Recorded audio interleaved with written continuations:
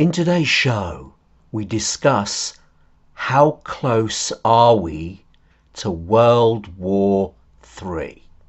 And now, the TNT Talk Show, daring to go where other podcasts fear to tread.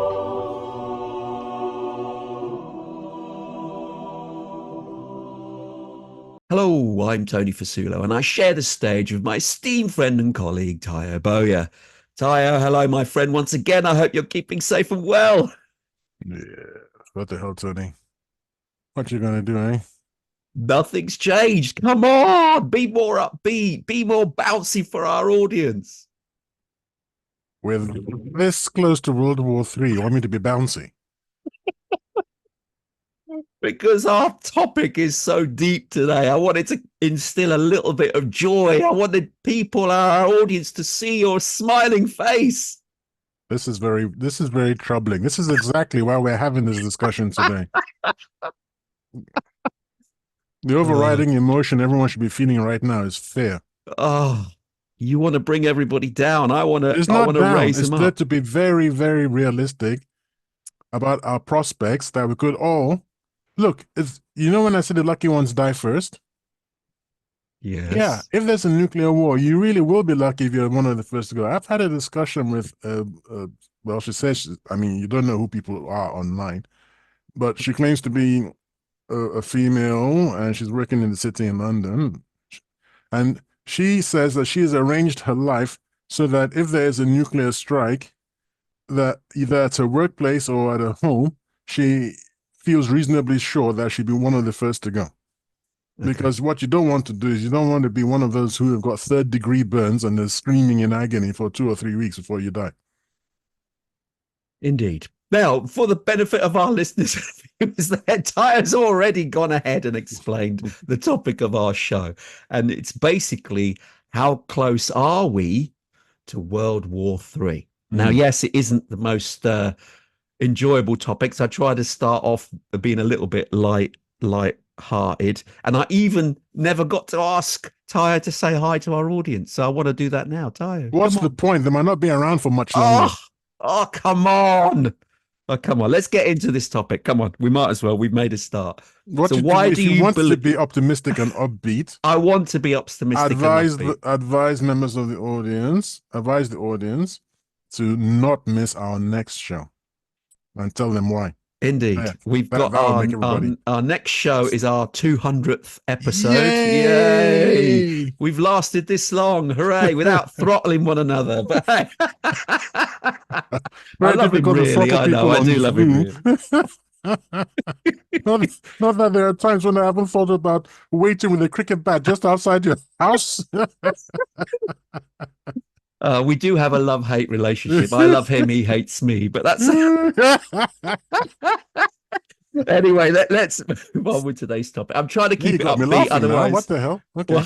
Well, I don't want to keep our audience totally depressed and slashing wrists, which is your modus operandus. But yeah, okay. Let's talk about this topic, and it is quite a heavy one. Let's be perfectly honest, but.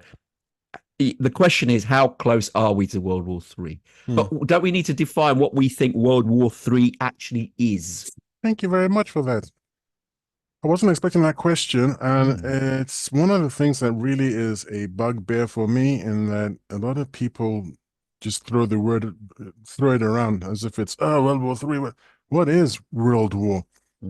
Is it going to really involve the global South? Nowadays been called the global majority. I don't know why that's the case. Would it really, if Russia goes to war against NATO, does that necessarily make that a global war? Would even China get involved at that point? Well, I don't see why they would directly. No. I mean, so anyway, what is a global, what is World War III? World War III is when things spiral out of control and eventually ends up in thermonuclear exchanges. Now, it doesn't matter whether you're directly involved or not. I read somewhere, and unfortunately I can't find where. I'm changing that, by the way, but that's an aside.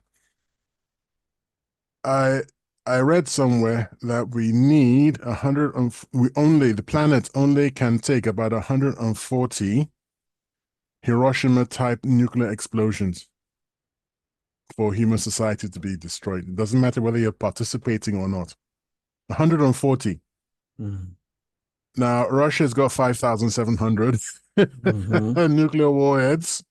America's got 4,800 or something. So, whether you're involved or not, you're involved. If it gets down to an exchange of nukes, we're involved. Saramat, Russia's latest intercontinental missile, if it works, because some people are saying we're not really sure, they rushed it into production. But if it works, each one is called a country killer. Each one. So apparently, France being about the size of Texas, I believe, or somewhere a bit larger. Apparently, just 5 of those things can wipe out France. Right? And they're building hundreds, but presently they got dozens. You see, that's so. When you say World War III, it's got to be the correct term would be nuclear warfare, because then it really is a global war, whether you're involved in it or not.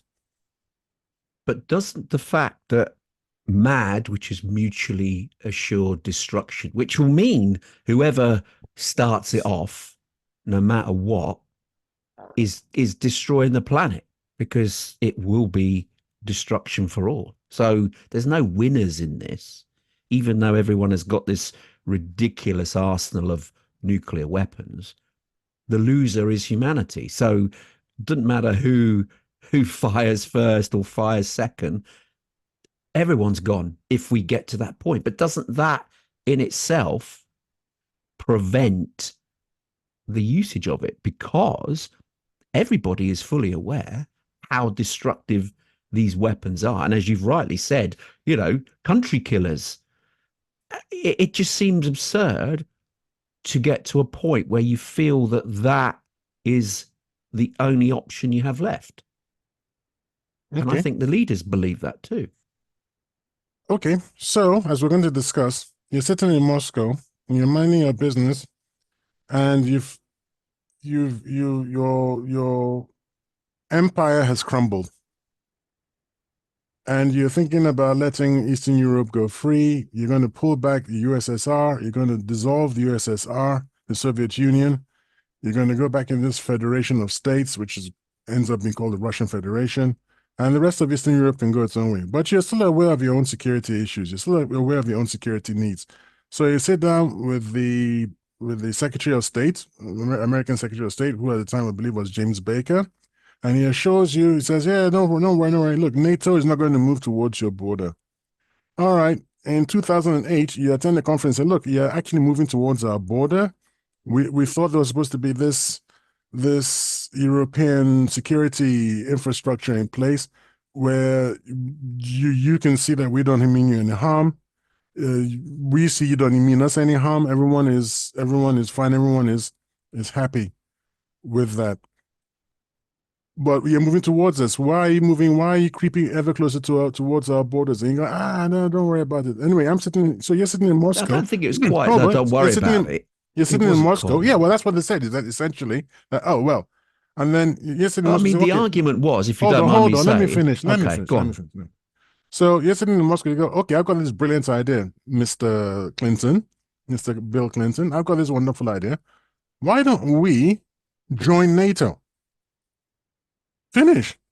Everything's sorted. Mr. Clinton, this is according to President Putin, he jumps his feet and says, that's a great idea. He rushes out of the room, speaks to his people, and then comes back and says, nah, I don't think that's going to be possible. Huh? That's actually what Vladimir Putin has put into the public sphere.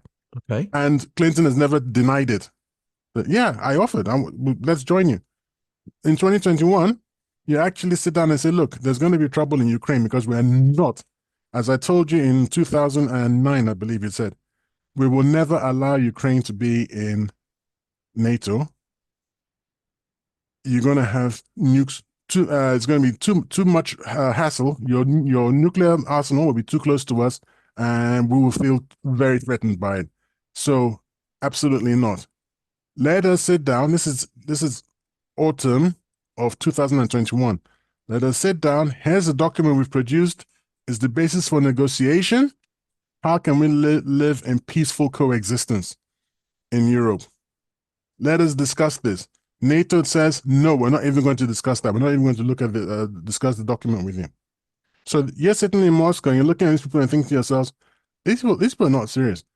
You actually go into Ukraine and then they attack your economy and then they start sending all these weapons into Ukraine with a lot of money. You say to yourself, actually, what these people want to do is they want to organize a color revolution and turn Russia into a failed state. Because the Russian Federation, there's this guy called Brzezinski and the Brzezinski doctrine, turn Russia into a resource, because it's got all these huge resources, just turn into a resource pool of 5 independent states, but dominated by the West. And Russians are like, no, we don't want to do that. And we're not going to allow that. We've seen everywhere you've gone into, there's some silly excuse about, oh, they don't have democracy, this, that. It's all BS. You don't give a hoot about any of that. You just want the resources. And we've got nukes, and we're going to say no. And we have said no. And in fact, I don't know what year this was, a man called Robert Burns, who was then the ambassador to Moscow, is it the town? You say the ambassador to Moscow, or you say ambassador to Russia? The American ambassador. It's a Russian ambassador. Well, no, he's the ambassador to. He's the American. Yeah. Going and the ambassador. Oh, he's the American ambassador in Russia. I think you say to. Anyway, that's just me and my pedantism. Okay. That's just me being pedantic. Anyway, yes, the American ambassador at the time, he writes this famous memo, and he says, we can't, hey, I remember, it was during Obama years. He says, we can't mess around in Ukraine because I've spoken to these Russians. I've spoken to enough people in the ruling elite, in the ruling class, and they've told me, niet means niet, no means no. That this Ukraine, this is the final straw. This is it. This is the red line. So do they believe in Russia that Ukraine is not an independent country then? They're not going to let it, whether it's independent or not, they might be willing to accept as an independent country. After all, they were trying to sign, negotiate, they were willing to sign an agreement that had been worked out in Istanbul in, what was it, April of 2022, the one that Boris Johnson scuppered. They were willing to sign. It had been initialed by the Russian negotiators. And that said what exactly? That NATO cannot be in Ukraine. That's their red line. No NATO in Ukraine. Okay. So if Russia are accepting that Ukraine is a sovereign country, or does it really want it to be part of the Russian Federation? They didn't really want it to be part of the Russian Federation. They were saying, stop. For 8 years, you've been bombing and shelling the Donbass. Those are ethnic Russians. Yeah. You got to stop that. That should have stopped in 2014. If only you had lived up to your Minsk I agreements. You should have stopped in 2015. If only you had lived up to your Minsk II agreements. You didn't live up to either of those agreements. About 14,000 people died in those 8 years. Most of them, you want to say, were ethnic Russians. We all know what happened in Odessa, or at least you should know what happened in Odessa, in the labor union building, when they basically burnt people alive. So Russians, for being Russians and for speaking Russian, they banned the Russian language. They said, look, we can't have all this nonsense, okay? And you heard what President Putin was saying historically, that Ukraine, parts of Ukraine were historically Russian. So they didn't see a problem, and it shouldn't have been a problem. It's like, we shouldn't have a problem. We're Slavs, brother Slavs. Even now, they're warning the West, and I'll get into all this. Even now, Russia is warning the West and saying, we are not fighting a war. You think we're fighting a war. This is not what a Russian war looks like. This is what the Russians are saying. They're saying we are treating these people with far more deference and respect because they are Slavs like us. If you get involved, you're going to see a different kind of war. Now, at what point are you going to understand that Putin doesn't bluff or lie, at least to the same extent as others? He's not kidding. This is not a war. If they went all out, they would have decimated this place already. So the reason I'm bringing this up is that the red line that is Ukraine, no NATO in Ukraine. This is the fundamental problem that for a long time, certain people in Ukraine, let's be honest, Nazis, were used as a tool by the West. And I don't know those of you who want to go into the history of this, I'd be very happy to provide the links. That goes back to the Second World War, where the then OS, Office of Strategic something, or I don't know what it's called, the precursor to the CIA. Okay. The American, in the Office of OS something, OSE, something like that. I can't remember. They were actually using the Nazis, fascists, if you want to call them, rather than Nazis, some fascists, to destabilize in Ukraine, to destabilize what was then the German occupation, which is weird because you'd be thinking to yourself right now, hang on, if they were fascists and Hitler's fascist, why weren't they working together? Well, yes, they did work together in Poland, but not in Ukraine. It's all very interesting, all very, Bandera. So these aren't real fascists then? They're actually communists. Oh, they're real, they're real fascists. But like that. Anyway, let's call them neo-Nazis, okay? That's probably the best way to call them. So the neo-Nazis. Now, they were used as a tool, and they are being used as a tool to attack Russia, to stir up trouble, in the expectation that the sanctions would have worked and Russia would have collapsed. I did say at the time, when I say I did say, and I told you so, I hope you can remember. Do you remember me saying, how do you starve a farmer? Do you remember me saying that? Yeah, you can't starve a farmer. You can't starve a farmer. Difficult. Russia is a mass exporter of food, for God's sakes. So why would they, if they knew this, how are you sure that this is just a conspiracy? Because it's not a conspiracy. How would they try and, like you say, how can you starve a farmer? You can't. They must have known that. They thought that SWIFT thing was a game changer. They were really certain that once they had taken Russia out of SWIFT, that Vladimir Putin's days were numbered. I mean, it's not a conspiracy theory when Biden says this is it, we're going to trash the ruble. Ruble's going to be rubble. Do you remember that? Yeah. That sentence? That. The ruble will be rubble. He had been told the ruble will be rubble. Putin's done for. So they never expected to find themselves in this situation where Russia is winning and Ukraine's. It's like it never crossed their brains. Now, never crossed their brain, or they just didn't think it would be. This scenario would play out. They never crossed their brain. Have you not been reading? I'm not the one amongst the two of us who actually reads Western media, but I know enough of Western media to know that they're still peddling the idea that Russia will run out of weapons, that Russian generals are always drunk, that Russian army is incompetent. What are you reading? Because I've not read any of that, and I do read Western media. So I don't know where you're getting that from, because that I haven't read on any of the platforms that You never read that Russians are drunk and incompetent? No. That was at the very start of proceedings before they even made the incursion into Ukraine. They were trying to portray them as inept and unable. What about shovels? What about the Russians? The force. They're down to using shovels now. I don't remember reading that.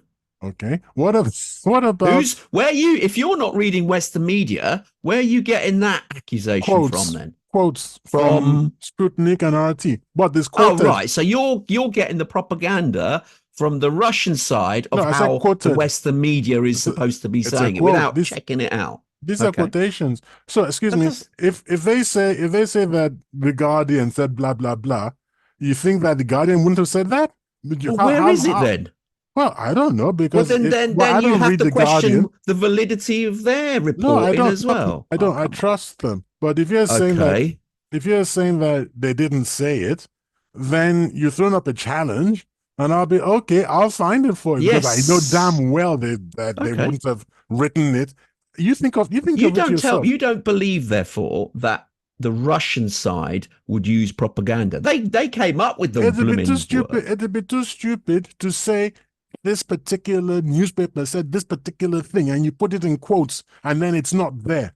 That's actually illegal. By the way, it's not even Well, just that stupid. is what people do, and they do say that. So saying that's illegal is I'm interesting. sorry, I don't know. Like I said, I don't know what kind of newspapers you're reading, but mine, I don't think RT and Sputnik would make that kind of egregious mistake. It's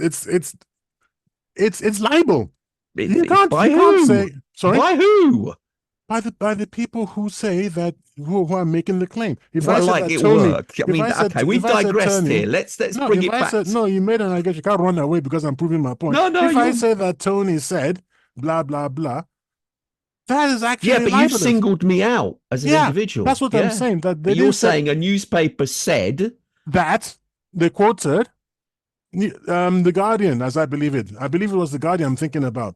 So there's a quote from the Guardian. Yeah. So I can go back and find that and say that's the quote from the Guardian. And you're saying that you read all these things, then I show you the quote, right? Okay, show me But the quote. there's no flipping way that and it I'd was love to RT. see it in its entirety, rather than a single bit which can be taken out. That's a different. Now you're going off on a different.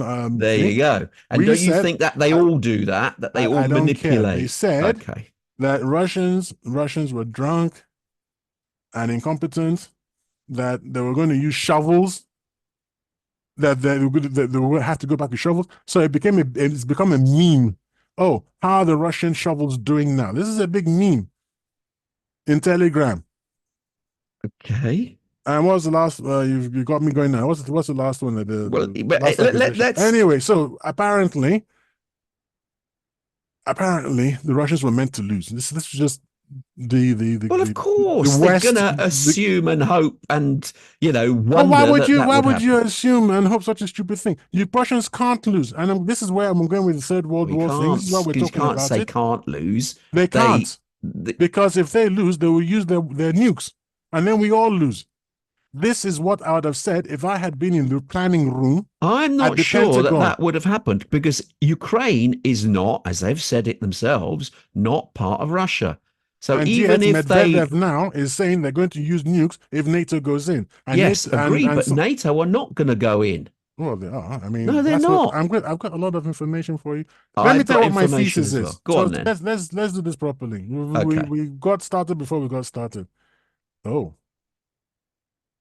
okay. What happened to my? Do you not see that the NATO is also a similar game that they're playing in a way to what the US is doing in Taiwan, where they leave this ambiguity to keep the leaders guessing. And in a way, what Macron was doing earlier this year was saying, oh, we should consider boots on the ground in Ukraine, when just recently he's poo-pooed that whole statement. So it's keeping the opposition guessing. Are NATO seriously thinking of putting boots on the ground in Ukraine?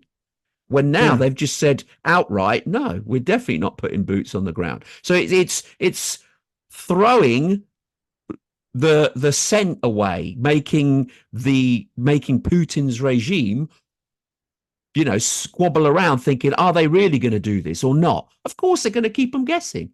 In reality, then I believe there's enough still sensible people in all the various countries not to think that is a tactic worth pursuing, because you're right, you're poking a bear who's got nukes, and you don't know what he's going to do, so you can't second guess him either. But you can create ambiguity and also Also, the other issue here is, why would you create this in the public domain?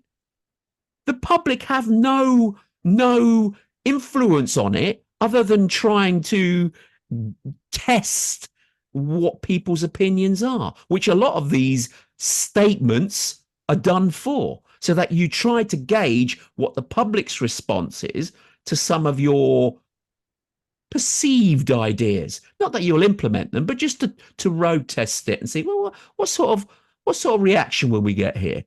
Twofold. One, to see what the Putin's response would be.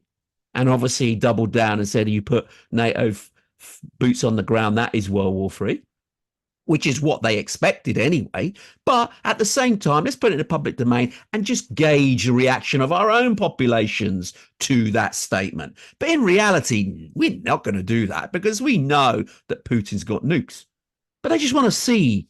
And this is what's happened. A lot of these statements have been made, like in the Taiwan situation, to elicit confusion and not really understanding and knowing, as far as Putin's concerned, where NATO stand in all this. And that's part of warfare. It's part of propaganda. So the fact that it was said by a prominent person, Macron, he's stirring the melting pot to see what responses the populations provide. And everyone was up in arms. Are you crazy? Of course he's crazy. But that isn't what they're going to do. But they're doing it to confuse the opposition. And it's all part of propaganda, as you've said. You're completely wrong, of course. Anyway, so here we go. Oh, okay. So they are going to put boots on the ground then, are they? I'm completely wrong. They are they? In fact, they've started to put the infrastructure in place. I'll walk you through it. Go on then. Macron, this is my thesis. So your thesis, okay. Yes, this is my thesis. Okay. Macron will trigger World War III due to his grandstanding, which is real, about sending French servicemen into Ukraine. Yes, I believe Macron really intends to send French servicemen into Ukraine to show that he's standing up to Putin. However, Macron's statements about being prepared to help Ukraine fight and defeat Russia is a lie. Macron fully expects the Russians to back down when French servicemen enter into Ukraine. He doesn't. That's what he. So you think that's what he believes, that they will back down when he puts French people on the move? Either they back. First of all, he's not going to. When I say French servicemen, I don't mean the French army. I mean I'm talking about the gendarmerie or uniformed people, but not military. And there's a reason why I think this, because of the French defense minister's call to the Russian defense minister, is it Sergei Shoigu? I know his surname is Shoigu. I've forgotten his first name. Shoigu, yeah, I don't know his first name either. Yeah, so I mean, I wasn't in the room, but the analysts that I follow, and I think that they got a good handle on this because they know people I don't know. The analysts I follow feel that the French allege that the French defense minister was saying, look, people we're going to send are not combatants. They're non-combatants. But they're just there just to help the civil society and so on and so forth. And Shoigu said, we don't give a hoot. If they represent the French government, we are going to attack them. And then there was either a shouting match or extremely tense or tetchy conversation. So if aid workers bearing the French flag were sent in, so not non-combatants, which I suppose is the grey area that we're discussing here, Russia would say no, would attack them. Not with nukes, perhaps, but would just legitimate targets. Them. No, they are legitimate targets. Because that's not NATO, is it? If you and I go to Ukraine, we're not NATO, are we? No. And neither are health workers and gendarmes is not NATO. If you're wearing the French flag, you're representing France. Yeah, but that's not NATO. You're entering it. Well, I'm not saying. You see what I'm saying? Hang on, I've got 3 points here. Okay. I haven't even finished yet. So you are wearing French flag and you're entering and you're going to get attacked. Now, I'll give you point one. Macron triggered World War III due to his grandstanding. Two, Macron does not expect France to end up in a face-off against Russia. He doesn't expect that. He's upset because of what happened. He's particularly upset. He's gone from being one of the most dovish Western leaders at the beginning of the war in Ukraine. Remember, he was one who was flying to Moscow and trying to Putin, to speak to Putin. He's gone from that to being now one of the most virulently against Russia. Why? Because of what happened in West Africa, where he's lost France's, let's call it a spade, final colonies in Africa, because that's what they were, essentially. And the Russians have moved in. So he's got beef. Anyway, Macron does not expect France to end up in a face-off against Russia. However, if the worst comes to the worst, Macron believes France will receive backing from the US and the rest of NATO, especially Great Britain. In this delusion, Macron has the backing of David Cameron. We know that David Cameron and what's his name now? Macron, they're hand in glove over this because they were at a conference together. And I will read out at some point, I'll read out what David Cameron said publicly, and I have the links and so on. Finally, my final point, contrary to Macron's misconceptions, Russia will attack and will annihilate whatever French force is sent into Ukraine. In a quandary, NATO will escalate to punish Russia. At this point, as I see it, World War III would have begun. Now that's my thesis. Okay. Go back to point 2. Yep. You haven't covered what supposedly right. David Cameron has said that aligns with Macron. Yes, good. Look, that's what legitimate targets, blah blah blah.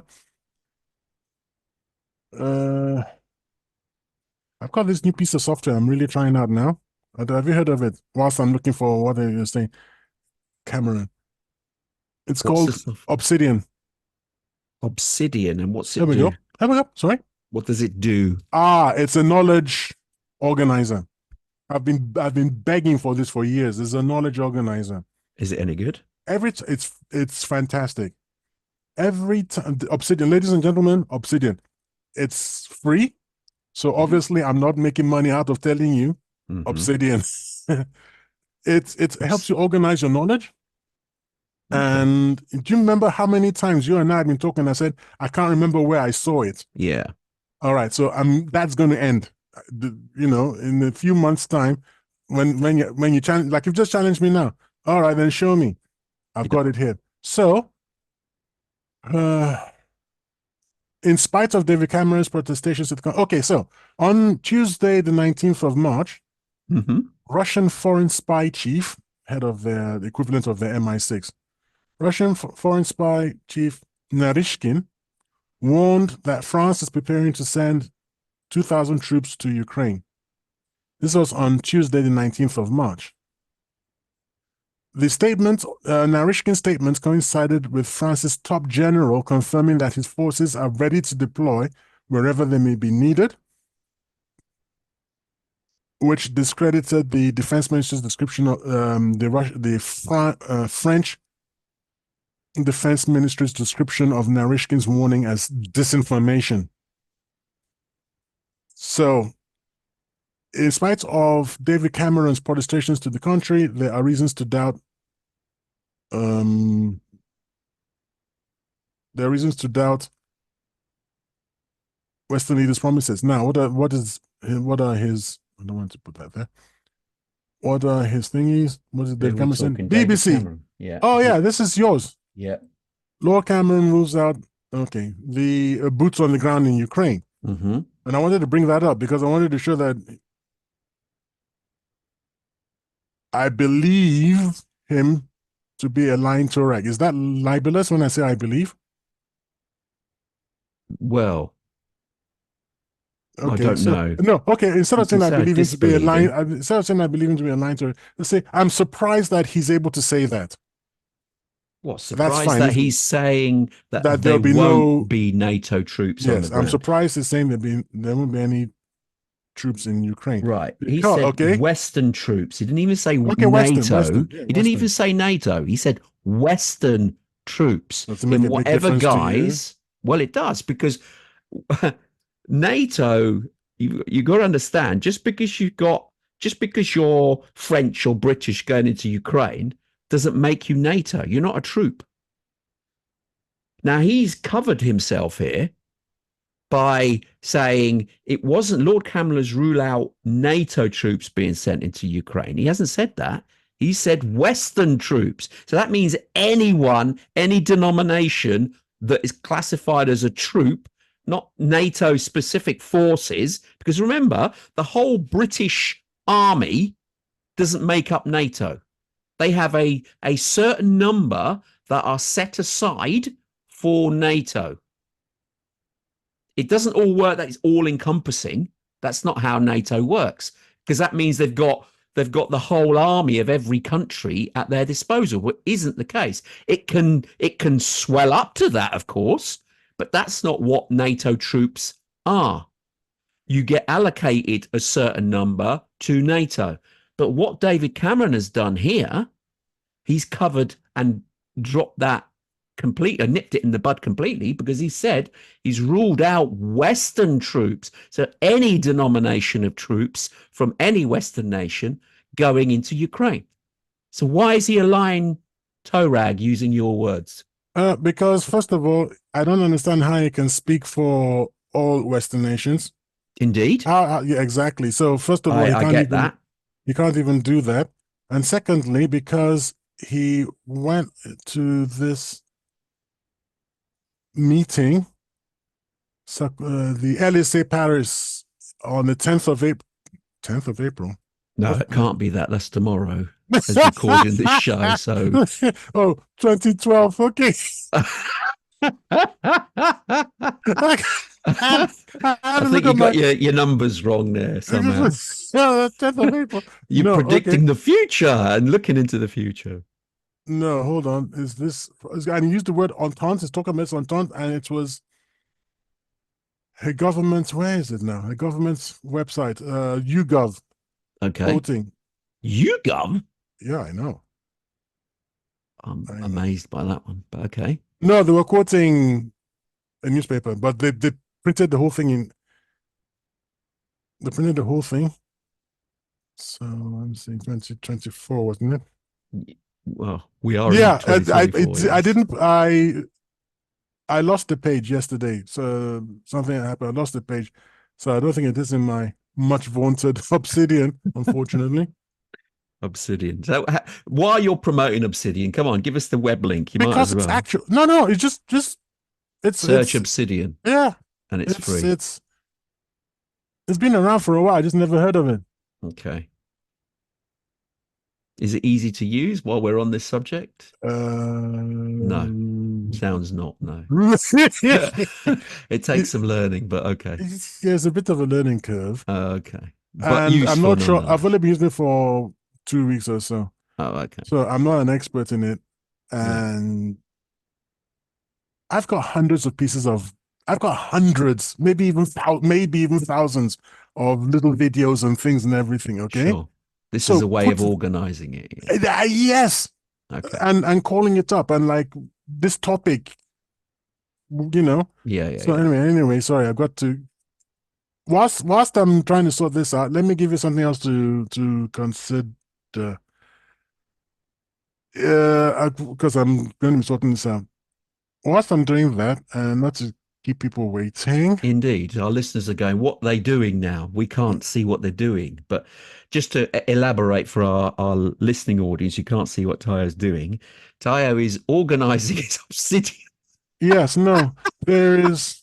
It clearly has given him the wrong answers, so that's not a. No, it's not. It doesn't give you answers. It's where I know it's giving you the wrong. You're searching. No, I didn't something. put it in, obviously. Oh, okay. So I have to find. I know it's there because I saw it, the YouGov thing.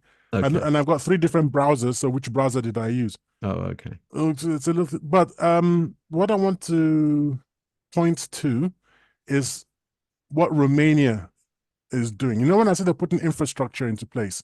Okay. Okay, so this is the idea. This is what we've heard. We might be wrong, but my understanding is that people like me who follow that sort of thing in Telegram, what we've heard is that the French are going into your Odessa because The Odessa French are is the going key. into Odessa in Ukraine Yes, to do because what? oh, That's to under help Russian prevent. occupation at the No, it's moment. not. No, no, no, no, it's not. Odessa. Odessa. No, it's not. The Russians Is are not that even. not? They're not even in Nikolaev yet, so they're nowhere near Odessa. Oh, okay. But they started bombing Odessa. They do seem to be gradually working up towards Odessa. So, from the Western point of view, from anybody's point of view, there are 2 oblasts, which are like, I don't know, states, if you, the equivalent of American states, if you like. There are 2 oblasts that Russia thinks of it as being Russian, naturally Russian.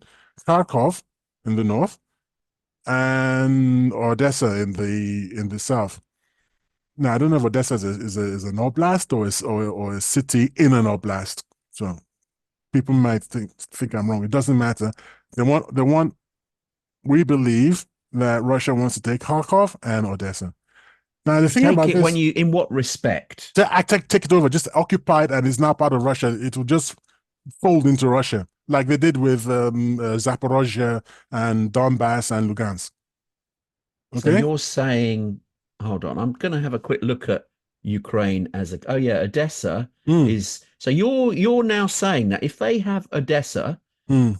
they literally can, they prevent Ukraine from any access to the Black Sea There at we all. go.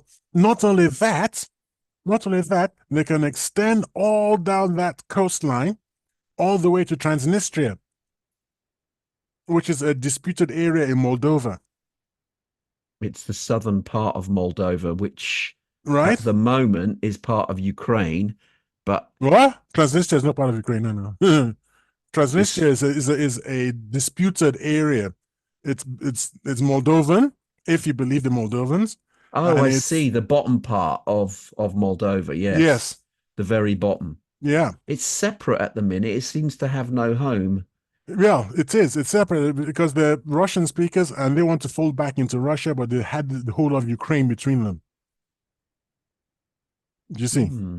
So so if they, A bit like that little place between Poland and Lithuania, but that's not really Russian. I mean, the you know, Kaliningrad. Kaliningrad. I'm pro Putin, and 99% of the time I am pro Russian in this particular dispute. But Kaliningrad, come on, They've got a that's Russian base there. I know that's as an outcome of agreements that were signed during the Second World War. It's not naturally Russian, though. It's what I'm saying. Okay, it was Okay. something they got as part of the deals done after the Second World War. And Okay. I don't think it should be. It's like I tell you what, it's like us and Gibraltar. It's not really British. Well, We I own wouldn't. it, but it's not. Okay. There's You English know, speakers there. Yeah. Okay. I get what you're saying. I it's get what like, you're come saying. on, But then let's you give it can't back, push, man. push. I think Gibraltar should go back to Spain. I think Kaliningrad should go back to Poland. To be honest, I mean, come on, let's be honest, okay? Okay. So this Yeah. part underneath Moldova, which Hmm. is in quotes Russian. So you're saying that Ukraine, sorry, that the Russian military will go to Odessa to take it over, and then that way it links this southern part of Moldova back into Russia. So all Yep, this southern area of Ukraine gone. becomes Russian.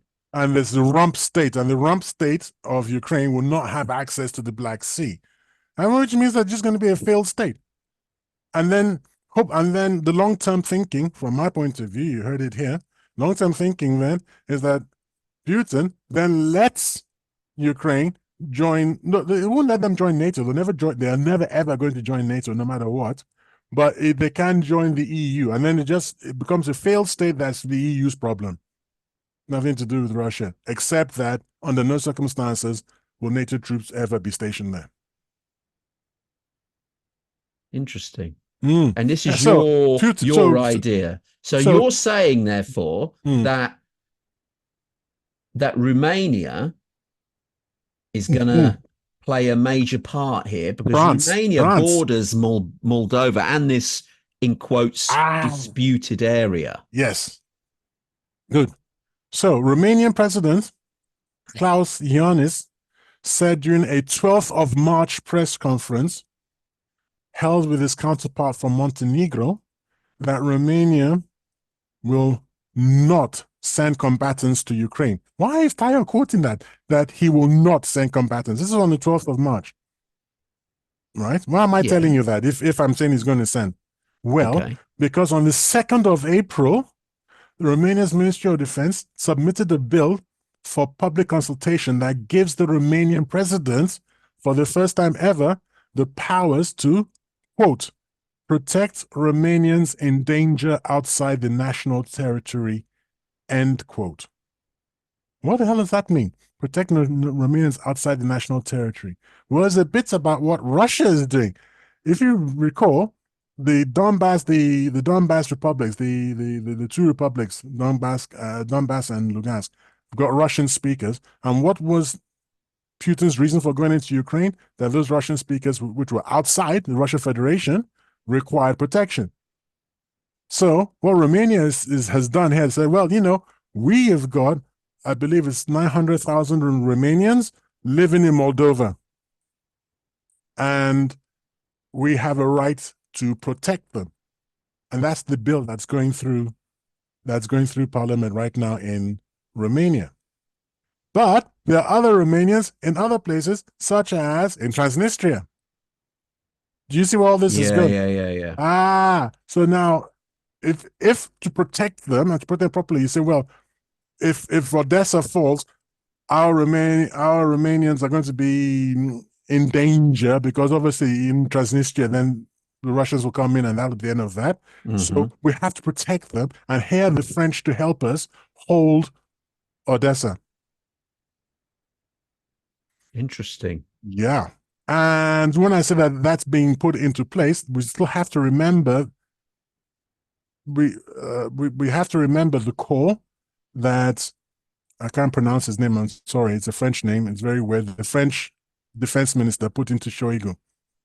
It's got all sorts of accents that I can't pronounce. You got to remember that core. Now, I'm looking for David Cameron's thing, and I wish you could talk to. Oh, have you found it? The YouGov thing where he said. Oh no, not on YouGov. No, I haven't found that. No, on YouGov. David Cameron's on YouGov. No. I'll have a look at quickly. Cameron. So you're looking for Entente, Entente. Cameron, Entente. Macron, 2024. Ladies and gentlemen, aha! You found it. The world is safer for a renewed entente. And this, that's not going to work because it's the Blooming Telegraph, which is behind a paywall. Here we go. YouGov, found it. I'm going to send it to you. Copy link address. Ladies and gentlemen, this is what it looks like when two old fogies are at it and they're going toe-to-toe. You've got a front row. You've changed it. That's all. We've digressed slightly, but you've got a front row. You've got a front row seat. And the inner working. There we go. You've got it now. The inner workings of the TNT talk show. Fly. When you say a couple of cowboys, look, you're looking at a couple of cowboys. Okay. Right. On 8th of France. Right. Okay. Let me get this straight. Prime Minister Rishi Sunak spoke to France President Emmanuel Macron this afternoon, and this is on the government UK website, 8th of April 2024. Prime Minister Rishi Sunak spoke to France President Emmanuel Macron this afternoon. The Prime Minister hailed 120 blah, blah, blah. Yes. On Ukraine, the Prime Minister and President agreed on the importance of intensifying efforts to deny Russia victory in their war of aggression against Ukraine. They discussed priorities for the coming months, including increasing the supply of munitions, drones, and air defense to the Ukrainian armed forces. I will stress, however, they haven't agreed on anything about a no-fly zone or anything like that. They're definitely not doing that. Yeah. They can't. You're engaging directly with Russia then, so no. But it doesn't. This is very Yeah, sparse on any major because it's not the one. information. That's why. It's what? Sorry, It's not the right one.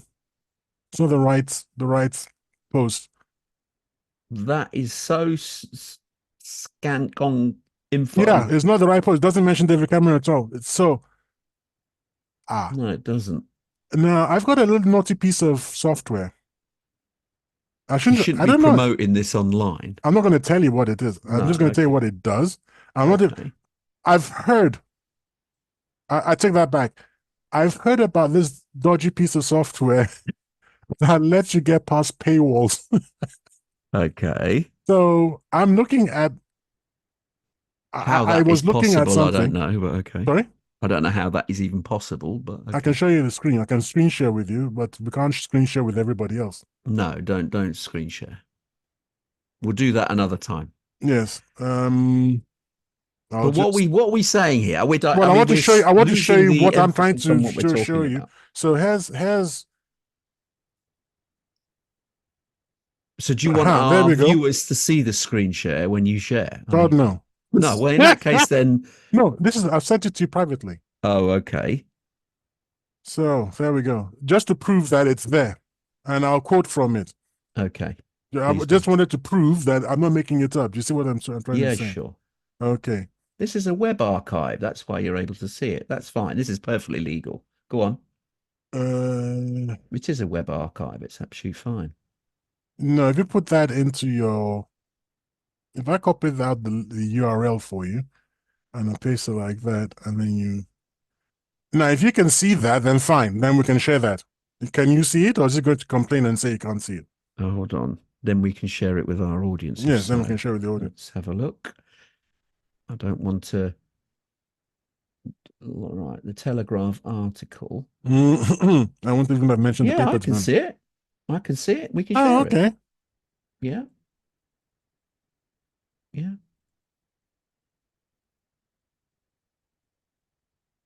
Ah, no.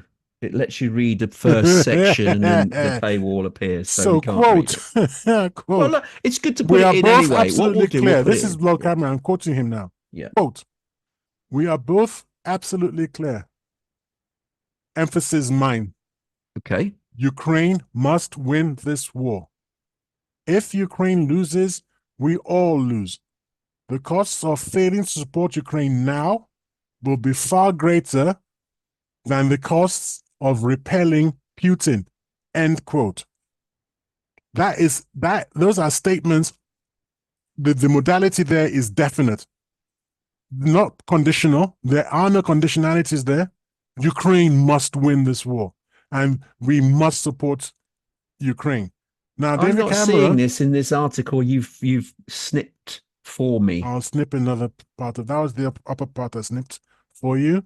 So I'm going to snip the whole thing. I don't know why you think I know you think I'm clever, but I'm not so clever. I can actually make up that quote on the fly. Goodness gracious me! It must come from somewhere. Anyway, here it is. So okay, there. You're sending it to me now. Okay, yes. Let's have a look. This is the same article. Yeah. Yeah. Very suspicious young man, to be honest. If Ukraine loses, we all lose. The cost of failing to support Ukraine now will be far greater than the cost of repelling Putin. Yeah, but we've heard that. No. These are not conditional statements. This is not. We must do our best to ensure. There's nothing conditional about it. These are definite. Hold on. That is definite. Right. Ukraine must win this war. That's a statement. Yeah, they must win it.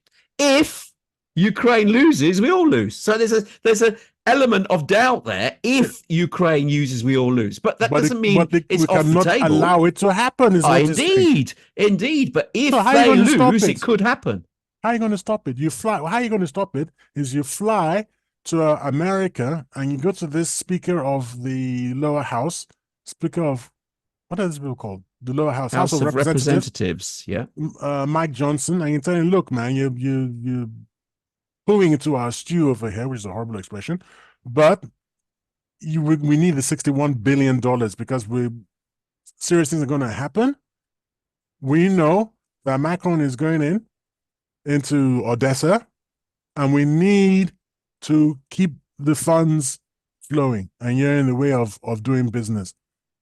Britain and France, I beg your pardon, the British army, we know they're already there in the sense of they're actually helping the naval battle. That is why it's a bit arrogant, I suppose. Some pride in my country. The reason why Ukraine has got relatively better success in its battle against the Russian Navy is because the Brits are in there helping out. Yay! Where the rest of the war is handled by the Americans. Boo. Right. It's because they're not within the borders of Ukraine, hence why Who? the Brits. There They're they in are. international. They've been. Some of them have been knocked off in strikes on Odessa. That's a lot of the strikes on Odessa are actually hunting for our folks there. But that's unofficial. It's all unofficial. It's all unofficial. The 60 French troops who were killed just outside Odessa, that was official, and yet But now you're saying those troops are they're NATO troops as you said at the start of the show. They're not there officially. They're not wearing patches. Right. Okay. So the French troops that are going to go in are the ones that are going to go through with Romania. By the way, the other URLs I need to share with you with the Romania and with the Baltic states, especially Latvia and Estonia. So it's meant to be. This is the grand plan. Poland, but they seem to be backing out. Latvia, Estonia, Romania, and France as the first wave in. Wave into Ukraine. Yes. And don't forget, they're going in ostensibly as, we're just peacekeeper. Don't worry, we're not armed. They're not armed. All this sort of thing. But we know what happens if Putin lets that go, which he won't. The next is that people are going to show up there to protect them, to protect the first bunch of people. Well, these ones are only there to protect the first bunch. And then this is what happened in Vietnam. This is exactly the same playbook. It's not new. It's not flipping away that Russia is going to be dumb enough to sit around going, yeah, we believe you. That's why Shoigu told, whatever his name is, told him no. It's worth probably just finding out the poor man's name because French. Anyway, so that's my thesis. I have a lot. I mean, I have so many URLs and things to share. I've taken it upon myself to be, ladies and gentlemen, I've taken upon myself to ensure that all our episodes henceforth will be fully supported in our Facebook page, the TNT Talk Show on Facebook. And if you want URLs and such things, you can always go in there once published, and you'll find links supporting everything I've said. And I apologize for not doing it over the last couple of years. Yeah, just to reiterate that, there are some we do ask our listeners and viewers to comment on the platform they happen to consume our content on. But I've just recently discovered there are some platforms that you can get our show on that actually do not allow you to comment. So if you do want to comment and are unable to do so on the platform of choice that you consume our content, then I will lead you to our Facebook page, which is facebook.com/the TNT Talk Show, all one word, obviously no spaces, where you there can freely comment on anything you heard on our show if the platform you happen to consume our content on does not allow you to do so. Right, we're getting to the top of the hour here, and we haven't really answered the core question of the topic. We've skirted around it. We've basically talked about the escalations in Ukraine. We need to actually answer the question. One last statement. Statement made by yikes, what's his name? The present American Secretary of Defense. Anthony Blinken. Okay. during the last He's the NATO foreign. summit. Isn't he the Yeah. foreign? He's not the defense secretary. No, I said though, is he? Secretary. What did I say? You Secretary said of State. defense. Yeah, he's Sorry, I beg Secretary your of pardon. State Secretary of State. for Foreign Affairs or whatever it is. No, just Foreign Secretary of State. Secretary. Yeah. Okay. No, Secretary of State. That's his Of- official title. Of what? There's no of. He's the Secretary of State. Okay. Yeah, Interesting. which is the equivalent of the defense of the foreign minister. Right. It's the okay. equivalent.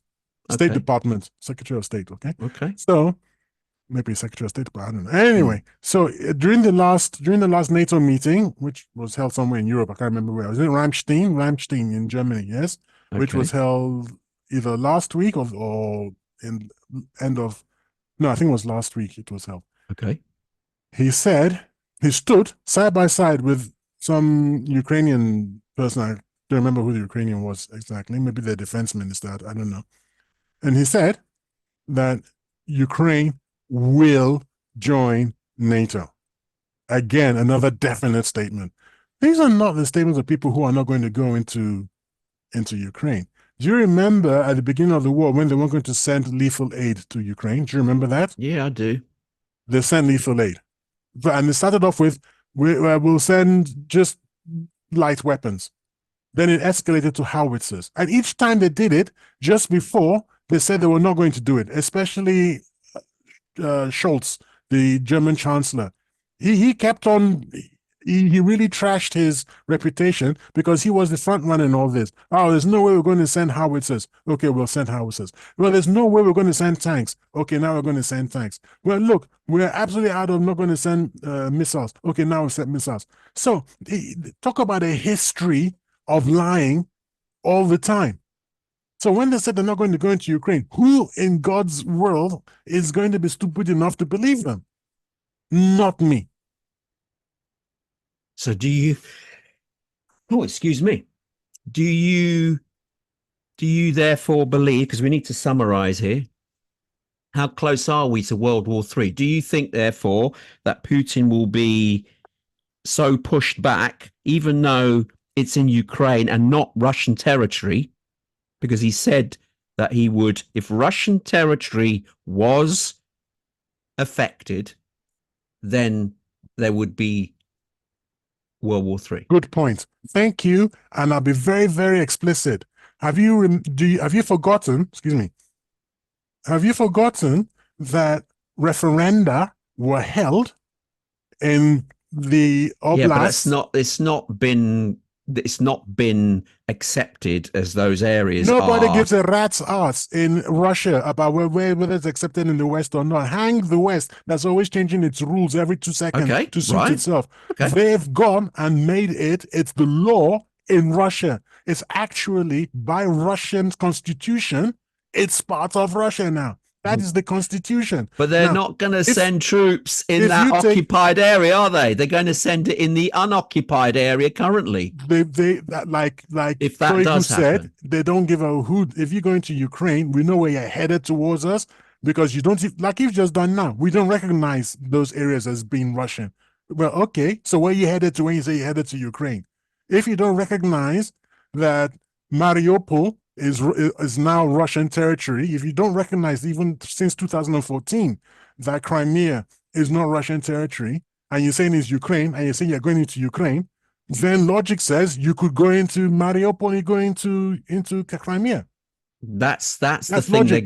They're gonna hang it on. We need to end the show here. So I want to give you something to end the show on. Quickly, go on. This is quoting from a Ukrainian comedian. This is, quote, Emmanuel Macron says he wants to send ground troops to Ukraine. This is not a good sign.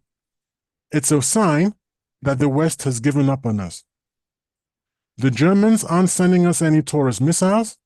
The Americans aren't sending us any money.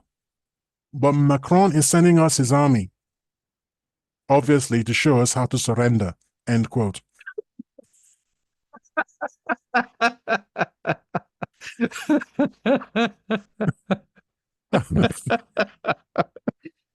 Okay, we could talk at length on this topic, although we haven't really answered the question, but that was an interesting one to end the conversation on. But unfortunately, we have reached the end of the show. for another week.